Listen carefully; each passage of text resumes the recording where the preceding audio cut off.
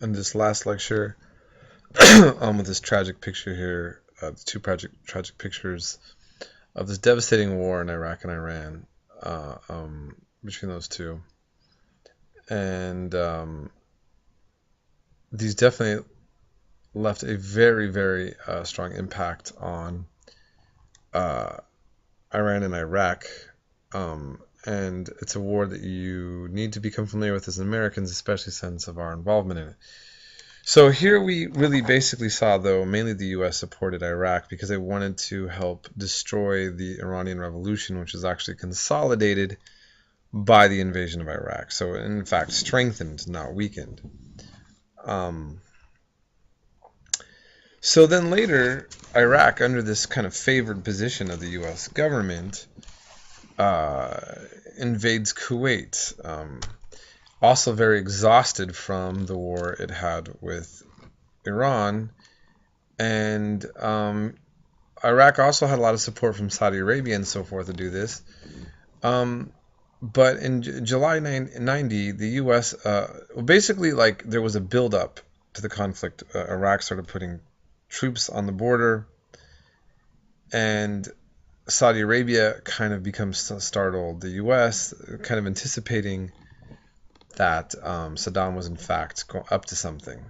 Now, keep in mind, he invaded illegally Iran and was given weapons and aid to do so.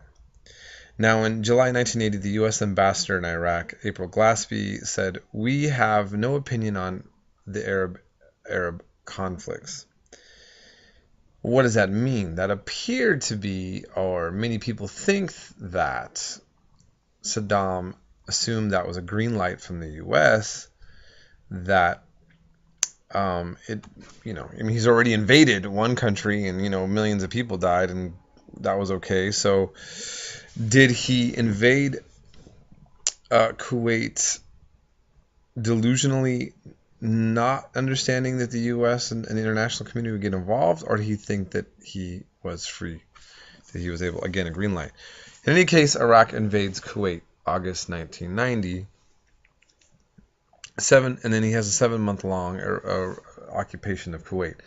Keep in mind that in 1923, Sir Percy Cox of England basically took a pin or cut out this portion and made Kuwait a country and used a tribe there, one group, to be the rulers. Many Iraqis have always seen it that Kuwait was a British creation to landlock them, because if you look, other than the sliver here, Iraq doesn't have access to the Gulf.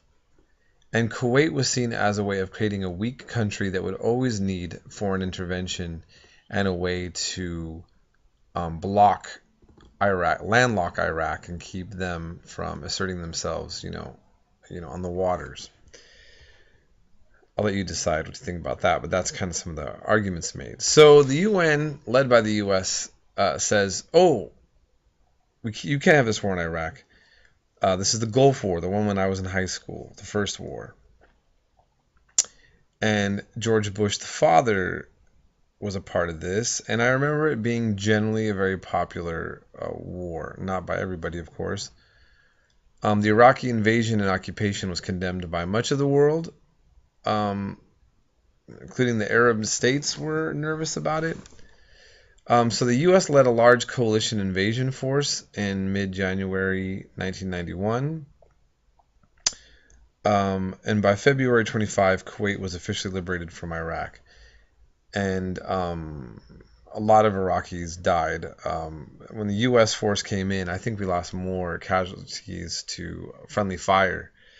I mean, this was a definite victory for U.S., but we didn't go in for regime change. The U.S. didn't go in to topple Saddam, but to merely push Iraq out of Kuwait. But we always stayed there then with a military presence in the region after this, okay? And so we had sanctions put on Iraq. And a lot of Americans aren't aware of this. So we actually had what's also called the no-fly zones in the north and the south of Iraq. So England and the U.S., independent of the UN, decided to tell Iraq that their airspace was under the control of the British and the English, The British and U.S. Air Force would fly planes over Iraqi airspace. They would shoot missiles at it, saying it's a violation of sovereignty.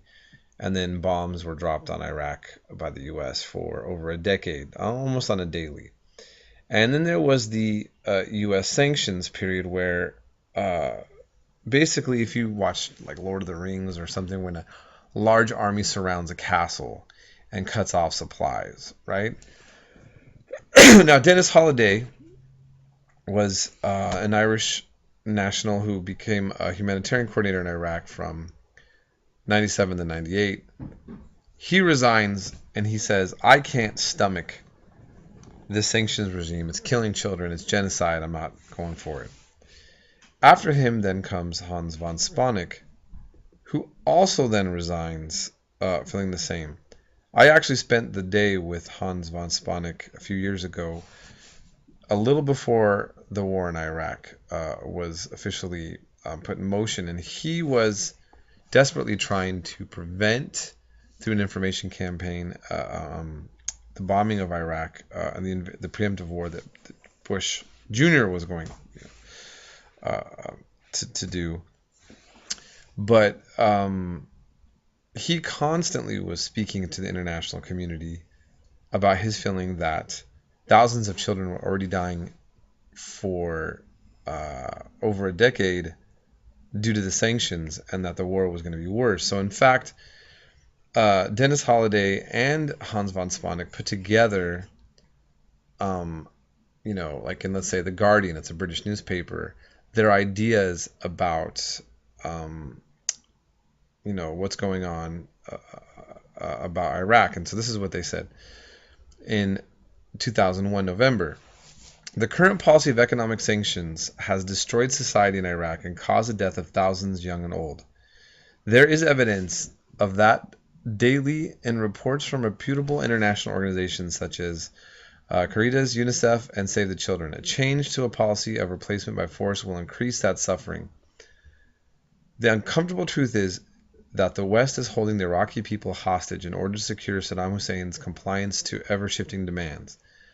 The UN Secretary General, who would like to be a mediator, has repeatedly been prevented from taking this role by the US and UK governments.